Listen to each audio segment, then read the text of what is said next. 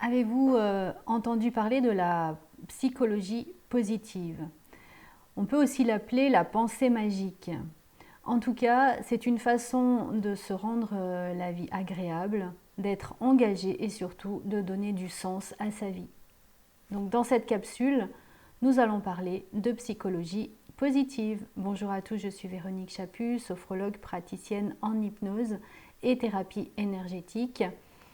La pensée positive, qu'est-ce que c'est? Eh bien, c'est trouver des façons de pouvoir changer, observer le côté positif, le verre à demi plein plutôt que le verre à demi vide. Et comme toutes les façons d'être, c'est quelque chose qui s'apprend. Et oui, c'est pas inné. C'est une façon de pouvoir trouver de nombreuses satisfactions dans la vie et surtout de pouvoir enfin reconnaître ses forces, ses talents ou ses vertus. Alors, la première piste, c'est au niveau des émotions. Quelles sont les émotions que vous regardez le plus dans une journée? Est-ce que c'est les émotions qui sont dites positives, qui vont vous apporter de l'épanouissement, des solutions, peut-être même de la création, et qui vont augmenter en tout cas certainement vos choix d'action? Ou est-ce qu'au contraire, vous regardez plutôt là où les émotions sont négatives, là où vous êtes triste, en colère, où les ressentis ne sont pas forcément agréables dans votre corps, et cette façon de faire va apporter du repli, de l'enfermement. Donc la façon dont vous allez regarder votre vie et dont vous faites le focus sur certains éléments vont pouvoir peut-être vous apporter une vision complètement différente de votre réalité. Par exemple, si aujourd'hui j'ai prévu, je ne sais pas, de tondre la pelouse, d'aller me promener avec des amis et qu'il pleut à seau, je peux choisir de me dire bah, c'est nul, j'avais prévu quelque chose de sympa et maintenant je ne peux pas et c'est toujours pareil. Et au fil du temps, vous allez vous rendre compte que bah, ce n'est pas très agréable ni pour votre corps, ni pour votre esprit. Vous allez repenser, refaire le saut à l'élastique avec des autres événements qui ne se sont pas forcément passés.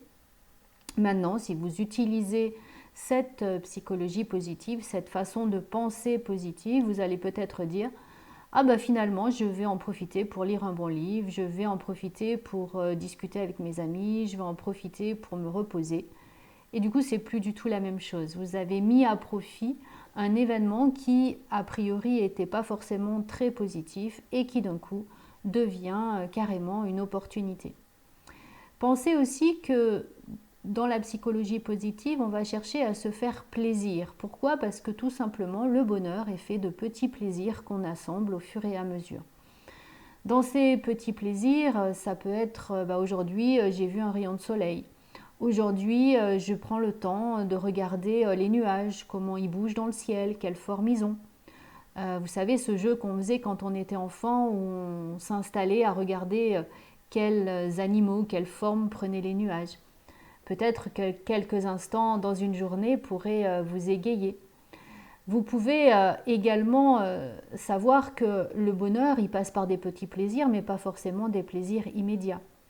Par exemple, si vous dites ah bah oui, mais ce soir je vais me faire couler un bon bain et ça va être vraiment très agréable, et que vous pensez au ressenti de votre corps dans ce bon bain, bah peut-être que quelques instants plus tard, déjà votre corps va se sentir mieux. Et ça peut vraiment être une opportunité. Vous l'avez compris, souvent notre cerveau, notre forme pensante nous joue quelques tours et nous amène systématiquement vers les pensées négatives, en tout cas les pensées qui ne nous font pas forcément toujours plaisir. Et c'est vraiment une rééducation, c'est vraiment un apprentissage nouveau de pouvoir aller vers l'appréciation. Éviter le tout ou rien. Bah, soit je vais bien, soit je vais mal. Non, dans cette palette, il y a plein de possibilités où finalement c'est pas plus mal. Finalement, j'ai trouvé une autre possibilité d'aller bien. Méfiez-vous également de cette généralisation que votre cerveau va vous amener à faire. Souvent, on va dans l'exagération parce que j'ai eu une minute de mauvais ou une émotion négative, alors ma journée est foutue. Et du coup, on a tendance plutôt à oublier le positif. Et puis cette façon qu'on a à toujours comparer. Finalement, l'autre, c'est mieux, l'herbe est plus verte à côté. Mais finalement, quand je me rends compte que je vais à côté, finalement, c'est pas plus vert. Donc vraiment apprécier tous ces petits moments que l'on s'offre, que l'on se donne, de façon à pouvoir, comme on dit, positiver. Et c'est cette nouvelle façon de faire qui va faire que vous trouviez quelque chose de très agréable dans votre existence. Cette pensée positive, elle est aussi entièrement dans ce moment présent. De pouvoir enfin laisser son passé de côté, laisser tout ce qui nous a apporté quelquefois des désagréments, tout simplement parce que grâce à ces désagréments, vous êtes la personne que vous êtes aujourd'hui, peut-être avec beaucoup d'empathie, peut-être avec beaucoup de compréhension, peut-être avec beaucoup d'humanité, et vous avez été maintenant capable de faire des choses différentes. Et ça, c'est vraiment essentiel de le reconnaître. Et c'est aussi par là que va passer la résilience, de pouvoir rebondir plutôt que de rester englué quelque part dans ce que l'on est, dans ce que l'on fait.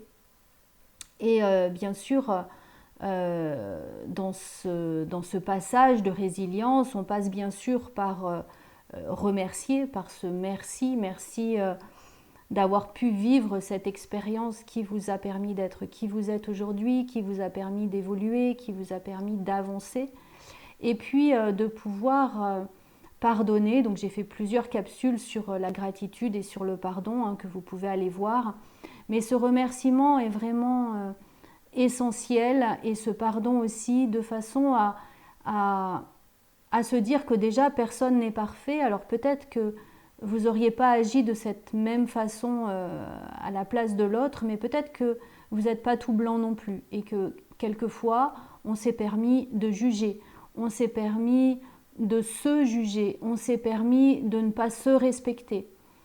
Et c'est aussi une façon de dire, si moi j'ai été capable de ne pas me respecter, alors je comprends que l'autre ne le fasse pas aussi. Et de pouvoir vraiment lui rendre ce sac à dos, parce que ce que vous reprochez à l'autre, ça lui appartient. Si l'autre a eu des mots, des gestes désobligeants, c'est à lui que ça appartient. Donc vous n'êtes plus obligé de le porter maintenant. Voilà.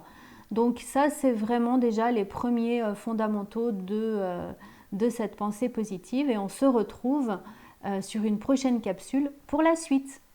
Bonne journée!